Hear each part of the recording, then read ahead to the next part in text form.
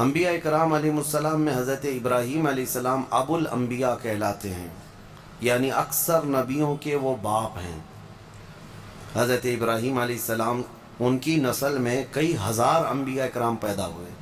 خود ہمارے آقا صلی اللہ علیہ وسلم بھی حضرت ابراہیم علیہ السلام کی نسل میں ہیں، تو ان کو ابو الانبیاء کہا جاتا ہے۔ ان کا تفصیلی واقعہ اس سورہ انبیاء میں موجود ہے کہ ان کے گاؤں کے لوگ بت پرست تھے، اور ابراہیم علیہ السلام بچپن سے ہی لوگوں کو منع کرتے تھے کہ تمہیں کیا ہو گیا کہ تم ان پتھروں کے پاس رہتے ہو، یہاں تم اعتکاف کیے بیٹھے رہتے ہو پتھروں کے سامنے۔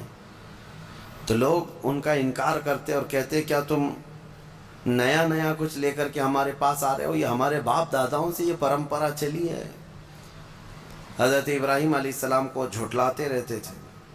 حضرت ابراہیم علیہ السلام ایک دن گاؤں والے گاؤں سے باہر تھے، پورے کسی میلے میں گئے تھے۔ ابراہیم علیہ السلام نے یہ بت خانے میں جا کر سارے بتوں کو توڑ دیا اپنے ہاتھ سے، اور ایک بڑے بت کے گلے میں کلہاڑی لٹکا دی، اور سب کو توڑ کر کے واپس آ گئے۔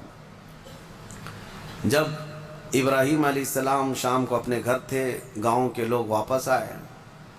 واپس آنے کے بعد اپنے خداؤں کا یہ حشر دیکھا تو آگ بگولا ہو گئے، اور جب لوگوں نے دیکھا کہ سب ٹوٹے پوٹے گرے ہوئے ہیں، پوچھا کہ کس نے کیا ہوگا یہ، تو لوگوں نے آپس میں ہی کہا ایک لڑکا ہے ہمارے گاؤں میں جس کا نام ابراہیم ہے، اسی نے کیا ہوگا۔ بادشاہ وقت جو تھا اس وقت نمرود کے پاس یہ مقدمہ لے جایا گیا، اور پھر سارے لوگوں نے کہا کہ اب یہ مقدمہ سزا کے بغیر حل نہیں ہوگا، بلاؤ ابراہیم کو، کہاں ہے۔ ابراہیم علیہ السلام جوان تھے، بلایا گیا، پوچھا گیا کہ کیا کیا تم نے ان کے ساتھ، یہ سارے ہمارے خداؤں کے ساتھ کیا کیا؟ تو ابراہیم علیہ السلام نے کہا ان کے بڑے نے کیا ان کے ساتھ۔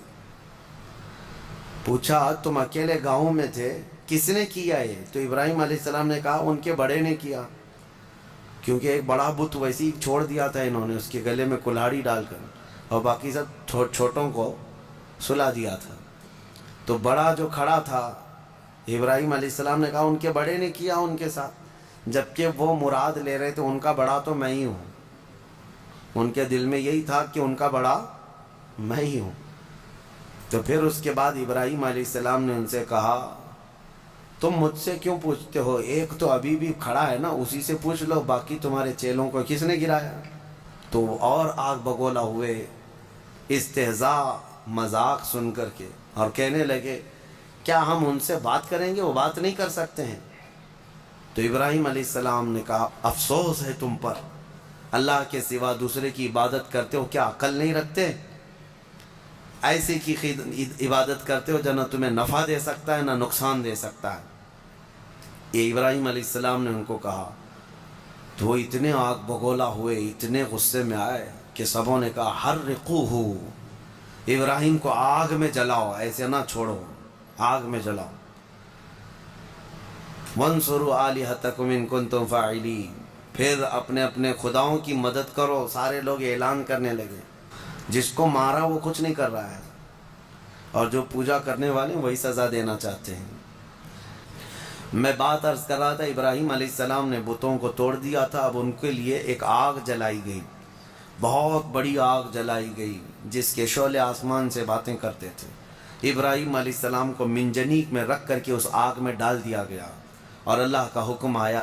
اللہ کا یہ حکم تھا، روایت میں اس وقت دنیا میں جہاں جہاں آگ جل رہی تھی سب ٹھنڈی ہو گئی۔ حکم تھا ایک آگ کو، لیکن دنیا میں جہاں آگ بھی جلی تھی سب ٹھنڈی ہو گئی۔ ابراہیم علیہ السلام اس آگ میں کئی دن تک رہے، گھنٹہ دو گھنٹہ نہیں، کئی دن تک رہے۔ جب آگ ٹھنڈی ہو گئی، ابراہیم علیہ السلام اس راکھ سے اپنے کپڑے جھاڑتے ہوئے باہر تشریف لائے۔ کچھ بھی نہیں ہوا تھا، کیونکہ اللہ تبارک و تعالیٰ جس کی حفاظت فرمائے۔ ابراہیم علیہ السلام کو آگ نہ جلائی۔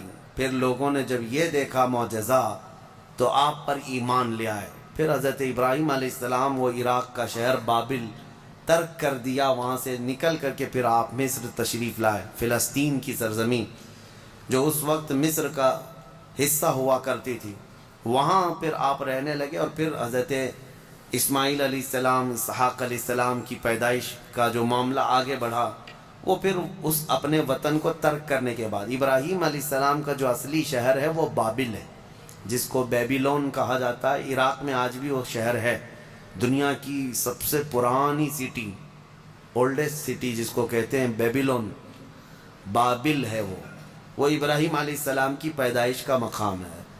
تو بہرحال ابراہیم علیہ السلام کے ساتھ یہ چیزیں پیش آئی۔